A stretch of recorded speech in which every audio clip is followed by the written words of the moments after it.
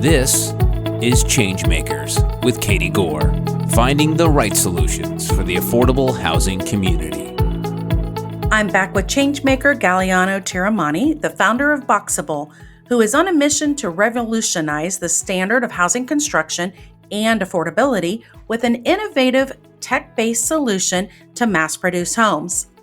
It's very rare for anything to go viral in the world of housing, but Galiano and his team have leveraged their relationship with Elon Musk and use of videos on social media to create demand and a waiting list of over 170,000 people. So Galiano, what are people saying when they approach you and they're kind of window shopping as opposed to, say, when they're actually ready to move in? I think everyone likes the product so far. We definitely have a huge amount of interest levels. Like, for example, we actually do tours of our factory and the product. So we have people coming every single day to tour the factory and check out the product. And it's just really, really great to have all this interest and help push things forward. Of course, the ultimate goal is to, dramatically reduce the cost of housing for everyone. So we're kind of putting the early pieces in place to make that possible. Your company has actually been described as a breakthrough solution for the affordable housing crisis. What does that mean for you? Well, yeah, I think it's kind of a shift in the way things are done. If you know about how Henry Ford pioneered the assembly line, 100 years ago, and that changed manufacturing of most all products, that hasn't happened yet with housing. And we think if we can make it work and we can solve the problems that have stopped assembly line mass production from being compatible with housing, it's just going to be such a big deal and have such a big impact. I'm listening to you describe this, and you're really modest, but this is quite revolutionary in how we can address some of the affordable housing crisis across the nation. When cities are approaching you, do they have a plan? Are they trying to do infill housing? Or are they just really still trying to get their minds around the concept? Like, what's the different level of, I guess, maturity would be the word, when cities are trying to build your product into part of their solution? Yeah, we've definitely received quite a lot of interest from, local governments all over the place who are looking for solutions. But the truth is that they get in their own way because beyond the way they're built, the other big reason that housing is not affordable is the regulations that surround it. Like on every level, federal, state, local, there's just huge amount of regulation stopping people from advancing technology, causing extra fees. I mean, if you see some of the fees that people are having to pay, for example, like let's say a casita is $60,000, a city might charge someone $20,000 just in fees. So, they're not sincere in wanting to make housing affordable because they put up all these roadblocks. And I'm sure there are also zoning complexities and a lot of different codes and inspection standards that are having to be navigated. Do you find people or certain regions, I guess, who are more advanced in being able to truly make areas casita friendly? Yeah, I mean, the level that building construction is micromanaged throughout this country is totally outrageous, I think. But there is such a huge demand for housing that we'll find our pockets as we move forward.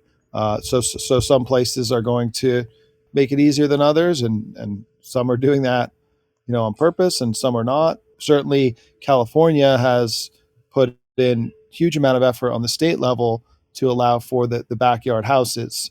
And I think that's working because they're getting a lot of these backyard houses. So hopefully they'll keep reforming those rules. Just in the last couple of weeks, Boxabl showcased your casita on the National Mall in Washington, D.C. What were some of the reactions and how did that event go?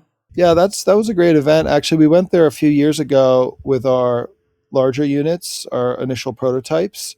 And then we got invited back. So, great opportunity to continue spreading the word. And people were, as usual, really excited about the product, really loving it.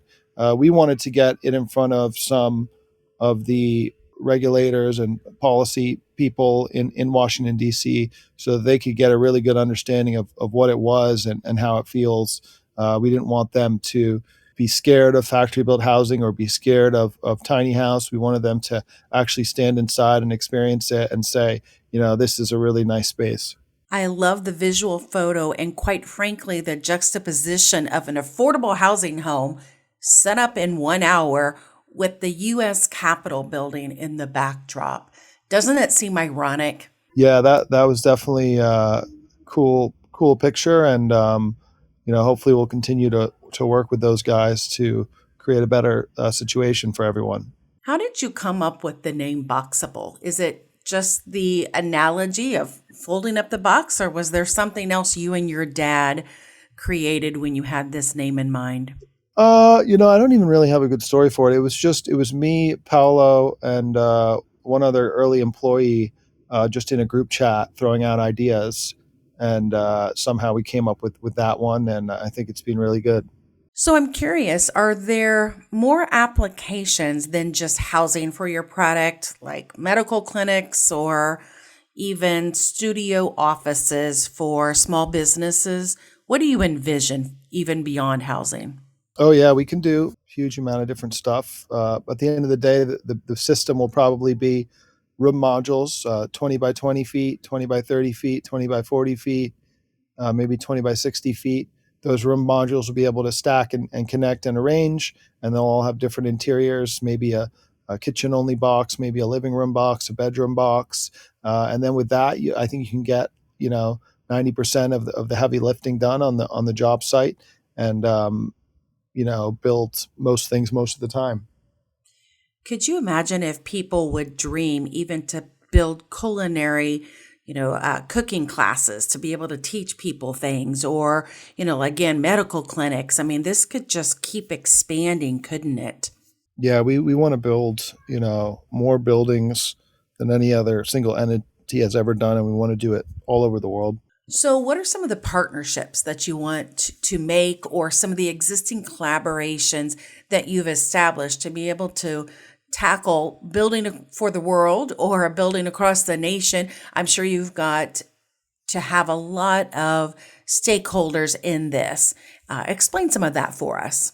Yeah, I mean, definitely going to need a lot of help from everyone from suppliers, to regulators, to builders and developers. The customers, and then the plan actually for international expansion is to bring on international manufacturing partners that would actually take the formula that we create here in the U.S. and kind of copy it overseas. So the scale of that we're trying to do this at is going to be so massive, and no one's ever tried anything like that before. So of course we're going to need a ton of cooperation.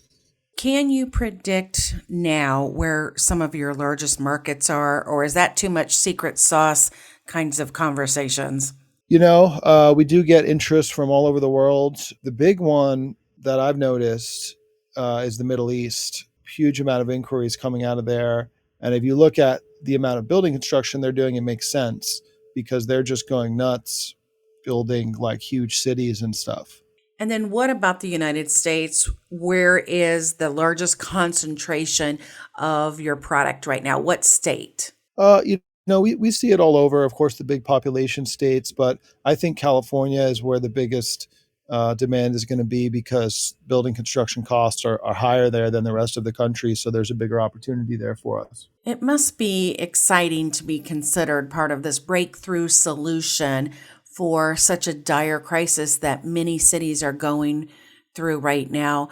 Do you have words of advice for people who are listening, who are decision makers? We have a lot of housing authorities and we have a lot of developers and nonprofits.